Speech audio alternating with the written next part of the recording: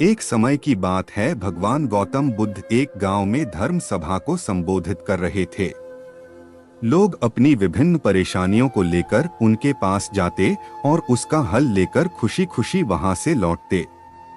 उसी गांव के सड़क के किनारे एक गरीब व्यक्ति बैठा रहता तथा महात्मा बुद्ध के उपदेश शिविर में आने जाने वाले लोगों को बड़े ध्यान से देखता। उसे बड़ा आश्चर्य होता कि लोग अंदर तो बड़े दुखी चेहरे लेकर जाते हैं, लेकिन जब वापस आते हैं तो बड़े खुश और प्रसन्न दिखाई देते हैं। उस गरीब को लगा कि क्यों न वो भी अपनी समस्या को भगवान के समक्ष रखे। मन में यह विचार लिए वह भी महात्मा बुद्ध के पास पहुंचा। लोग पंक्तिबद्ध खड़े होकर अपनी समस्या को बता रहे थे।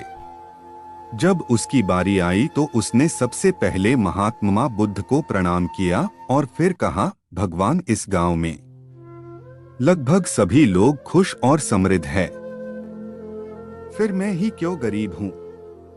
इस पर उन्होंने मुस्कुराते हुए कहा, तुम गरीब और निर्धन इसलिए हो क्योंकि तुमने आज तक किसी को कुछ दिया ही नहीं। इस पर वह गरीब व्यक्ति बड़ा आश्चर्यचकित हुआ और बोला, भगवान, मेरे पास भला दूसरों को देने के लिए क्या होगा?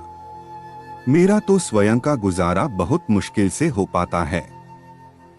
लोगों से भीख मांगकर अपना पेट भरता हूँ। भगवान बुद्ध कुछ देर शांत रहे, फिर बोले, तुम बड़े अज्ञानी हो। औरों के साथ बांटने के लिए ईश्वर ने तुम्हें बहुत कुछ दिया है। मुस्कुराहट दी है जिससे तुम लोगों में आशा का संचार कर सकते हो। मुख दिया है ताकि लोगों से दो मीठे शब्द बोल सकते हैं, उनकी प्रशंसा कर सकते हो। दो हाथ दिए हैं, लोगों की मदद कर सकते हो। ईश्वर ने जिसको ये तीन चीजें दी है वह कभी गरीब और निर्धन हो ही नहीं सकता। निर्धनता का विचार आदमी के मन में होता है, यह तो एक भ्रम है, इसे निकाल दो। कभी भी मन में निर्धनता का भाव उत्पन्न न होने दो, गरीबी अपने आप दूर हो जाएगी। भगवान बुद्ध का संदेश सुनकर उस आदमी का चेहरा चमक उठा और उसने इस उपदेश को अपने जीवन में उतारा, जिससे वह फिर कभी दुखी नहीं हुआ।